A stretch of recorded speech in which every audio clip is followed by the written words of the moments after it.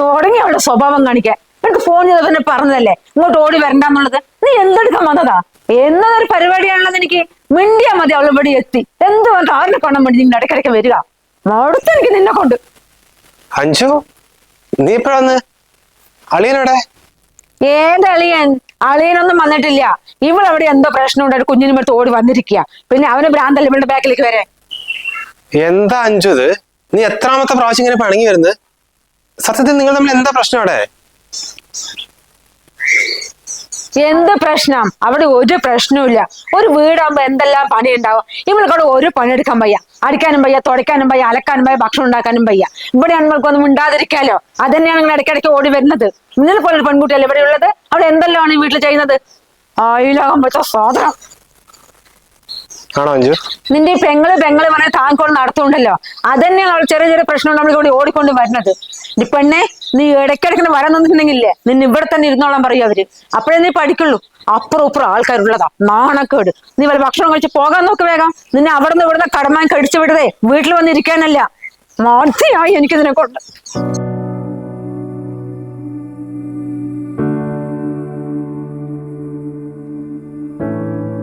ആ സാറിലെ മോളെ, അമ്മ പേടിച്ചിട്ട് വരെ ചിത്ത കുഞ്ഞാടെ. കുഞ്ഞുറങ്ങേട്ടാ, വെള്ളം കഴിക്കാം. അല്ല, എനിക്ക് അറിയാൻ മേലായിട്ട് ചോദിക്കാ, നിങ്ങളുടെ പെങ്ങളിൽ എന്തിനാ കല്യാണം കഴിച്ചു കൊടുത്ത്? ഏത് നേരം ഇവിടെ വന്ന് നിൽക്കാനാ? എന്താ സന്ധ്യ നീ അങ്ങനെ പറഞ്ഞത്? അവള് പറഞ്ഞു കേട്ടില്ലേ അവിടെ പ്രശ്നമായിട്ട് വന്നാണെന്ന്. എന്ത് പ്രശ്നം നീ പറയുന്നത്? അവൾക്ക് ഇതന്നെയല്ലേ എപ്പോഴും പണി. ഇപ്പൊ തന്നെ എത്രാമത്തെ തവണ ഈ പണിഞ്ഞു വരുന്നത്? ഇത് അതൊന്നും അല്ല, അമ്മ പറഞ്ഞ പോലെ തന്നെ അവൾക്ക് അവിടെ പണി ചെയ്യാൻ വയ്യാണ്ട് ഇങ്ങോട്ട് വരിക. ഇതേ നീ അറിയാത്ത കാര്യം പറയരുതേ. നീയും അമ്മ എന്തെങ്ങനെ നിങ്ങൾ പോയി കണ്ടോ അവള് പണിയെടുക്കാൻ പണിയായിട്ട് ഇങ്ങോട്ട് വന്നത്? അവൾക്ക് അതിന്റെ ഒരു പ്രശ്നമില്ല. കല്യാണത്തിന് മുൻപ് നന്നായി പണിയെടുത്തവളെ. ഇത് വേറെന്തോ പ്രശ്നമാണ്. ചിലപ്പോ അവരെന്തെങ്കിലും പറഞ്ഞിട്ടുണ്ടാവും. ആര്? രാഹുലോ? അതൊരു പാവം ചെക്കനല്ലേ. ഇവിടെ വന്നാൽ തന്നെ നമ്മൾ കാണാറില്ലേ, ആ റൂം വിട്ടാൻ പുറത്തിറങ്ങാറുണ്ടോ? പിന്നെ അച്ഛ, അമ്മ, ചേച്ചി, ഏട്ടാന്നൊക്കെ പറഞ്ഞിട്ട് എന്തൊരു സ്നേഹത്തോടെയാ നമ്മളോടൊക്കെ പെരുമാറുന്നത്. പിന്നെ അവൾ എന്നെ പറഞ്ഞിട്ടില്ലേ കുടിയില്ല, വലിയില്ല, നല്ലതാണെന്നൊക്കെ. എന്നിട്ട് അവനാണോ ആ വീട്ടിൽ പ്രശ്നങ്ങൾ ഉണ്ടാക്കുന്നത്? ഇത് അതൊന്നും അല്ല. കല്യാണം കഴിഞ്ഞ ചില പെണ്ണുങ്ങൾക്ക് ഉണ്ടാകും ഭർത്താവിന്റെ വീട്ടിൽ നിൽക്കാൻ മടി. ഇത് അതന്നെയാ. നീ എന്ന് നിർത്തുന്നുണ്ടോ സന്ധ്യ? അവൾ അനാവശ്യമായിട്ട് ഒരു പ്രശ്നം ഉണ്ടാക്കില്ലെന്ന് എനിക്ക് നന്നായിട്ട് അറിയാം. ഇത് അതൊന്നും അല്ല, വേറെന്തോ പ്രശ്നമുണ്ട്. ചോദിച്ചിട്ടാണെങ്കിൽ അവൾ വിട്ട് പറയുന്നില്ല. പിന്നെ അനാവശ്യമായിട്ട് അവന്റെ കാര്യത്തിൽ ഇടപെടേണ്ട പറഞ്ഞിട്ട് മാത്രമാണ്. ഇനി എന്തായാലും ഇട്ടാ ശരിയല്ല. എന്തായാലും അവൾ ഇന്ന് വന്നല്ലേ ഉള്ളൂ. ഒന്ന് ഓക്കെ ആയിട്ട് സമാധാനത്തോടെ 2 ദിവസം കഴിഞ്ഞിട്ട് ചോദിച്ച് മനസ്സിലാക്കുന്നുണ്ട്. ഓ, നിങ്ങൾക്ക് പെങ്ങൾ എന്ന് പറഞ്ഞ ജീവനാണല്ലോ. അവള് പറയുന്നത് മാത്രമല്ലേ വിശ്വസിക്കുള്ളൂ. ദേ, ഞാനൊരു കാര്യം പറയാം. അനാവശ്യമായിട്ട് അവരുടെ കാര്യത്തിൽ പോയി ഇടപെട്ടാലുണ്ടല്ലോ, പിന്നെ പെങ്ങൾ ജീവിതകാലം മുഴുവൻ ഇവിടെ വന്ന് നിൽക്കും. അത് ഓർത്ത് സംസാരിച്ചോ.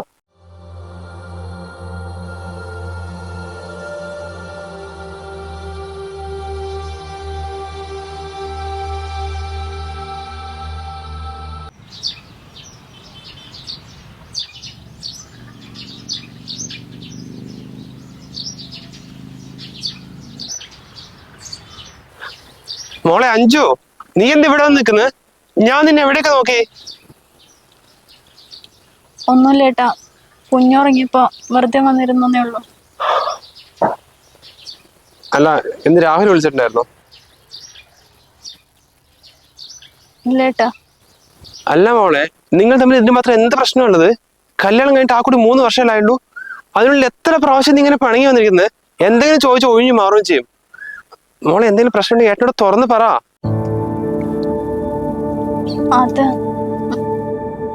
എടാ അഞ്ജു, ഭാര്യയും ഭർത്താവായ ഒരുപാട് പ്രശ്നങ്ങൾ ഉണ്ടാവും. അത് എല്ലാവരുടെയും ഉള്ളതാണ്. അത് നിങ്ങൾ തമ്മിൽ പരസ്പരം പറഞ്ഞു നിൽക്കുന്നതല്ലേ നല്ലത്. അതിൽ മൂന്നാമതുള്ള ഇടപെട്ട അത് വലിയ പ്രശ്നമായിപ്പോ. അതുകൊണ്ടാണ് ഞാൻ നിങ്ങളുടെ പ്രശ്നത്തിൽ ഇടപെടാത്തത്. പക്ഷെ ഇനി വിട്ടാൽ ശരിയല്ല കേട്ടോ. നീ കാര്യം എന്താ വെച്ചാ പറ. നിങ്ങൾ വിചാരിക്കണ പോലെ ഞാനവിടെ പ്രശ്നങ്ങൾ ഉണ്ടാക്കി ഇങ്ങോട്ട് വരുമെന്നല്ല. കഴിഞ്ഞ വർഷം രാഹുലിൻ്റെ കൂടെ +2 പഠിച്ച കുറച്ച് ഫ്രണ്ട്സൊക്കെ കൂടി ഒരു വാട്സപ്പ് ഗ്രൂപ്പൊക്കെ തുടങ്ങി ഒരു മീറ്റപ്പ് സംഘടിപ്പിച്ചിട്ടുണ്ടായിരുന്നു. അതിന് പോയി വന്നതിന് ശേഷം രാഹുലിയുടെ പഴയ പോലൊന്നല്ല. ഓഫീസ് വിട്ട് വീടെത്തി കഴിഞ്ഞാൽ ഇപ്പൊ ഫോണെടുത്ത് ഒറ്റ പോക്ക. വിളിച്ചു കഴിഞ്ഞാൽ ഏതുനേരം ബിസിയാ. കുറേ ദിവസം അങ്ങനെ തന്നെ ആയപ്പോൾ ഞാൻ ഒന്ന് ഫോൺ ചെക്ക് ചെയ്ത് നോക്കിയതാ. അപ്പോഴാ കാര്യം മനസ്സിലായത്. +2 പഠിക്കുന്ന സമയത്ത് രാഹുലേട്ടന് ഒരു പെൺകുട്ടിയായിട്ട് ഇഷ്ടമുണ്ടായിരുന്നു. ഇപ്പൊ ഏതുനേരം അവളിനെ വിളിച്ച് ഫോണിൽ മെസ്സേജ് അയച്ചുകൊണ്ടിരിക്കുക.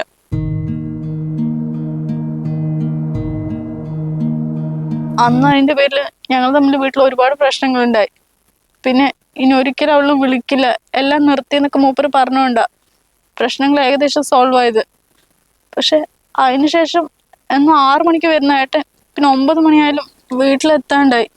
ചോദിക്കുമ്പോൾ ക്ലയൻസിനെ വിളിക്കാണ്ടായിരുന്നു, മെയിൽ അയക്കാണ്ട്, ഓഫീസിൽ മീറ്റിംഗ് ഉണ്ടായിരുന്നു, അങ്ങനെ ഓരോരോ കള്ളത്തരങ്ങൾ പറയാൻ തുടങ്ങി. ഇതൊക്കെ ഞാൻ അറിയേണ്ട അവളിനെ വിളിക്കാനായിരുന്നു പിന്നീട് എനിക്ക് മനസ്സിലായത്. അന്ന് ഞാനിതിനെതിരെ ചോദ്യം ചെയ്യാൻ പോയപ്പോൾ ആണുങ്ങളായ അങ്ങനെയൊക്കെ ഉണ്ടാവും, അതെല്ലാം നീ കണ്ടില്ല കേട്ടില്ലാണ്ട് ഇവിടെ ഇരുന്നോന്ന്. അന്നായിട്ടാ ഞങ്ങൾ തമ്മിൽ ആദ്യമായിട്ട് പ്രശ്നം ഉണ്ടായിട്ട് ഞാൻ വീട്ടിലേക്ക് പിണങ്ങി വന്നത്. ഈ കാര്യങ്ങളൊക്കെ ഞാൻ അമ്മനോട് പറഞ്ഞതാ. അപ്പൊ അമ്മ തന്നെയാ പറഞ്ഞ എല്ലാം ക്ഷമിച്ച് സഹിച്ചിരിക്കും മോളെ, അതൊക്കെ റെഡിയാവുന്ന്. പിന്നെ എന്നോട് പറഞ്ഞ പോലെ ഈ കാര്യങ്ങളൊന്നും ഏട്ടനോട് പറയണ്ടെന്ന് അമ്മ പറഞ്ഞു. എന്തൊക്കെ പറഞ്ഞാലും ഞാനും ഒരു ഭാര്യയല്ല ഏട്ടാ. ഭർത്താവ് മറ്റുള്ള പെണ്ണുങ്ങളോട് കൊഞ്ചിക്കൊഴിന്ന് കാണുമ്പോൾ അത് ഏത് പെണ്ണിനാണ് സഹിക്കാൻ പറ്റില്ല. അതുകൊണ്ടാ ഞാൻ ഇടയ്ക്കിടയ്ക്ക് ഓരോ പ്രശ്നങ്ങൾ ഉണ്ടാക്കി ഇങ്ങോട്ട് വരുന്നത്. ആദ്യമൊക്കെ ചെറിയ ചെറിയ വഴക്കും കാര്യങ്ങളും മാത്രമേ ഉണ്ടായിരുന്നുള്ളൂ. പക്ഷെ ഇപ്പൊ ചോദിക്കാൻ ചെന്ന എന്നെ അടിക്കാനും തുടങ്ങി. ഇനി ശരീരത്തിൽ അടികൊള്ളാൻ ഒരു സ്ഥലം പോലും ബാക്കിയില്ല.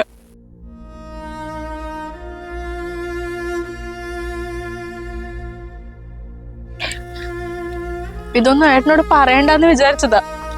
പക്ഷെ ഇനി ഞാൻ അങ്ങോട്ട് പോയി കഴിഞ്ഞാ ചിലപ്പോ എന്റെ കുഞ്ഞിന് അമ്മയില്ലാത്തായി പോവും. അവന്റെ ഒരു വാട്സപ്പ് ഗ്രൂപ്പും ഗെറ്റുഗതറും കോൺസ് കൊടുക്കുന്നുണ്ടാണ്. എന്തായാലും മോളിഞ്ഞ് അവനോട് നിൽക്കണ്ട, നമുക്കൊരു വക്കീലെ കണ്ടിട്ട് ഡിവോഴ്സ് നോട്ടീസ് അയക്കാം. നിന്നോട് ഞങ്ങളുണ്ട്.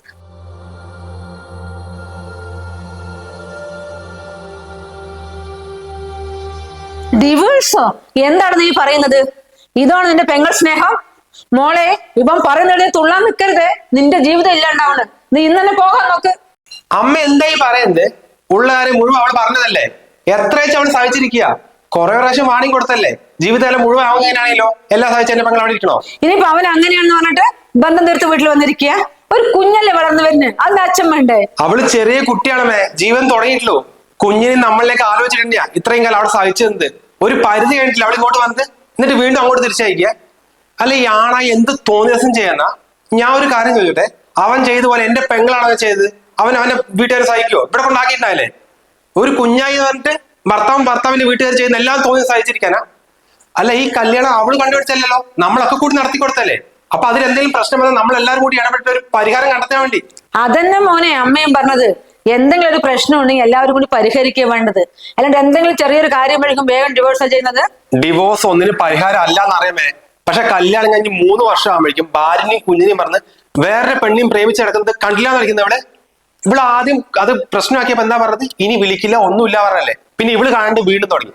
ഇത് നമ്മളെല്ലാം കൂടി ഇപ്പൊ പ്രശ്നമാക്കിയിട്ട് അവനർച്ച എന്താ പറയാ, അയ്യോ ഏട്ടാ അമ്മ പറ്റിപ്പോ ഇനി ചെയ്യില്ലെന്നല്ലേ. പക്ഷെ അവൻ വീണ്ടും ചെയ്യും. ഇതൊരു രോഗം അമ്മ, ഇതങ്ങനെ വിടാൻ പറ്റില്ല.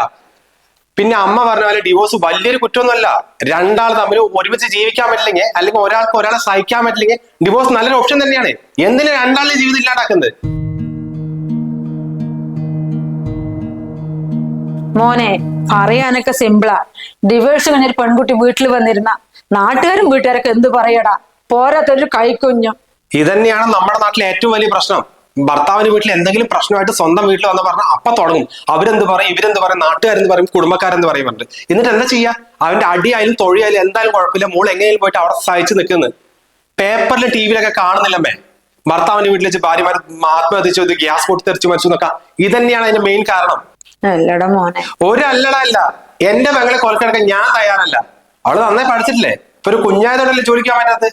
ഒരു കാര്യം ചെയ്യും, കുഞ്ഞിനെ തൽക്കാലം അമ്മ നോക്ക്, അവൾക്ക് നല്ലൊരു ജോലി ഞാൻ വാങ്ങിക്കൊടുക്കാം. ജോലി ശമ്പളമൊക്കെ ആയിട്ട് അവള് സ്വന്തം കാലിൽ നിൽക്കാൻ പ്രാപ്തിയാകട്ടെ. അപ്പോഴേക്കും കുഞ്ഞൊന്ന് വലുതാവും. എന്നിട്ട് അവള് തീരുമാനിക്കുമ്പോ എന്താ ചെയ്യേണ്ടത്. അതുവരെയായിട്ട് ഈ കുടുംബത്തിൽ ഒറ്റ ആളും അവളെ കാര്യത്തിൽ ഇടപെട്ട് പോകരുത്. ഇത്രയും പ്രശ്നങ്ങൾ ഉണ്ടായിട്ടും സ്വന്തം മോള് ഭർത്താവിന്റെ വീട്ടിൽ തന്നെ നിൽക്കുന്ന ഓരോ അച്ഛനമ്മയും ആഗ്രഹിക്കില്ല. നാട്ടുകാരെയും കുടുംബക്കാരെയും വിട്. നീ അവളെ ഡിവോഴ്സ് ആയിട്ട് ഇവിടെ വന്ന് നിന്നാലേ നിന്റെ ഭാര്യ ഇവിടെ ഇല്ലേ, അവരാണെങ്കിലാണെങ്കിൽ ഒരിക്കലും ചേരില്ല. നീ അവള് കാരണം നിനക്കൊരു ബുദ്ധിമുട്ടുണ്ടാകണ്ടല്ലോ എന്ന് പറഞ്ഞിട്ട് ഞാൻ പറയുന്നു മോനെ.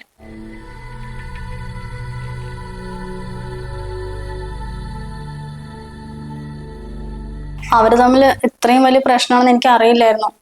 എന്താണെങ്കിലും ഒരു പെൺകുട്ടിയല്ലേ, ചെറിയ എന്തെങ്കിലും പ്രശ്നമാണെങ്കിൽ അവർ തമ്മിൽ പറഞ്ഞു തീർത്ത് സന്തോഷമായി ജീവിക്കട്ടെ തന്നെയാ ഞാനും ആഗ്രഹിച്ചത്. എല്ലാവർക്കും ഒരേപോലത്തെ ജീവിതം കിട്ടണമെന്നൊന്നുമില്ലല്ലോ അമ്മേ. എനിക്ക് നല്ലൊരു ലൈഫ് കിട്ടി. പക്ഷെ അവളുടെ കാര്യം നേരെ ഓപ്പോസിറ്റായി.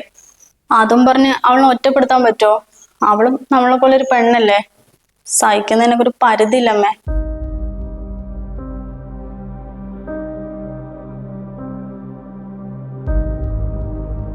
കല്യാണശേഷം പെൺകുട്ടികൾക്ക് എന്തെങ്കിലും പ്രശ്നം വന്നാ ഇതുപോലെ കൂടെ നിൽക്കുക ഒരു വീട്ടുകാരുണ്ടെങ്കിലും ഉണ്ടല്ലോ, അത് അവൾക്ക് കൊടുക്കുന്ന ധൈര്യം അത് പറഞ്ഞറിയിക്കാൻ പറ്റില്ല.